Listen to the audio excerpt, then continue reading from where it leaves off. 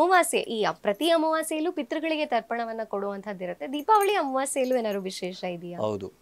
ಏನು ಕೆಲವೊಂದು ಪ್ರಾಂತ್ಯಗಳಲ್ಲಿ ಈ ಸಂದರ್ಭದಲ್ಲಿ ಈ ಪಿತೃಗಳಿಗೆ ತರ್ಪಣಾದಿ ಕರ್ಮಗಳನ್ನು ಮಾಡ್ತಾರೆ.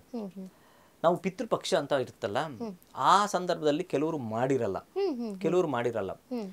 ಕೆಲವರು ಈ ಸಂದರ್ಭದಲ್ಲೂ ಮಾಡ್ತಾರೆ. ಕೆಲವರು ಆಯುಧ ಪೂಜೆಯಲ್ಲೂ ಸಹ ಮಾಡೋರು ಇರ್ತಾರೆ. ಬಟ್ಟೆಗಳಿಟ್ಬಿಟ್ಟು ಪಿತೃಗಳು ಫೋಟೋ ಇಟ್ಬಿಟ್ಟು ಅವ್ರು ಪೂಜೆ ಮಾಡುವಂಥದ್ದು. ಈ 3 ಟೈಮಲ್ಲಿ ಏನು ಅಂದರೆ ಆ ಕಾಲಘಟ್ಟದಲ್ಲಿ ಅವ್ರಿಗೆ ಯಾರು ತಿಳಿಸಿಕೊಟ್ಟಿರಲ್ಲ.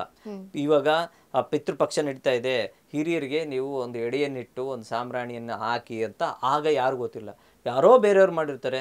ಇವ್ರಿಗೆ ಆ ಸಂದರ್ಭದಲ್ಲಿ ಗೊತ್ತಾಗ್ಲಿರೋ ಕಾರಣದಿಂದ ಬೇರೆ ಒಂದು ಯಾವುದಾದ್ರು ಒಂದು ಹಬ್ಬದ ಸಮಯದಲ್ಲಿ ಅಥವಾ ಒಂದು ಆಯುಧ ಪೂಜೆ ಸಮಯದಲ್ಲೋ ಅವ್ರಿಗೆ ಇದು ಮಾಡೋ ಒಂದು ಸಾಂಬ್ರಾಣಿ ಅಥವಾ ದೀಪಾರಾಧನೆ ಮಾಡೋವಂಥದ್ದು. ಅದೇ ರೀತಿ ಇದರಲ್ಲಿ ಯಾವುದು ದೀಪಾವಳಿಯಲ್ಲೂ ಸಹ ಮಾಡ್ತಾರೆ.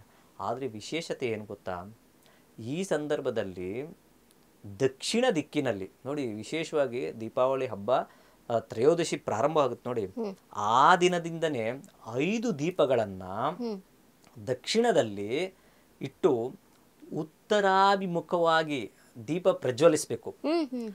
ಇಡುವಂಥದ್ದು ದಕ್ಷಿಣ ದಿಕ್ಕು, ಆದರೆ ಉತ್ತರಾಭಿಮುಖವಾಗಿ ದೀಪವನ್ನು ಪ್ರಜ್ವಲಿಸಿದ್ರೆ ಖಂಡಿತವಾಗ್ಲೂ ಪಿತೃಗಳು ನಿಮಗೆ ಸಂಪೂರ್ಣವಾದಂತಹ ಆಶೀರ್ವಾದ ಮಾಡ್ತಾರೆ ಅಂತ ಹೇಳ್ತೇವೆ ಶಾಸ್ತ್ರ.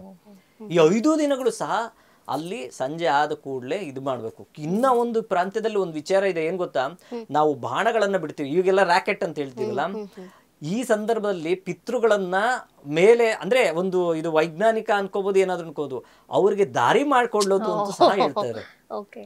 ಆ ಬಾಣಗಳನ್ನ ಬಿಟ್ಟು ಅವ್ರಿಗೆ ಬೆಳಕನ್ನು ಕಟ್ಟು ಅವರ ಒಂದು ಕ್ಷೇತ್ರಕ್ಕೆ ಕಳಿಸ್ಕೊಡುವಂಥದ್ದು ಸಹ ಹೇಳ್ತಾರೆ. ಅದನ್ನ ವೈಜ್ಞಾನಿಕವಾಗೂ ಸಹ ನಾವು ಈ ಓಝೋನ್ ಲೇಯರ್ ಅಲ್ಲಿ ಪಿತೃಗಳು ಬರ್ತದೆ ಅಂತ ಇನ್ನ ರಿಸರ್ಚ್ ನಡೀತಾ ಇದೆ. ಇನ್ನ ಒಂದಷ್ಟು ವಿಚಾರಗಳು ಬರ್ಬೇಕು. ಅದನ್ನ ಬಂದ್ರೆ ಅದನ್ನ ಸೂಪರ್ ಆಗಿರ್ತದೆ. ಯಾರು ಅನ್ಬಿಲಿವೇಬಲ್, ಅದನ್ನ ಯಾರು ಕಂಡು ಅರಿಯೋದಂಥದ್ದೆಲ್ಲ ವಿಚಾರ ನಡೀತಾ ಇದೆ.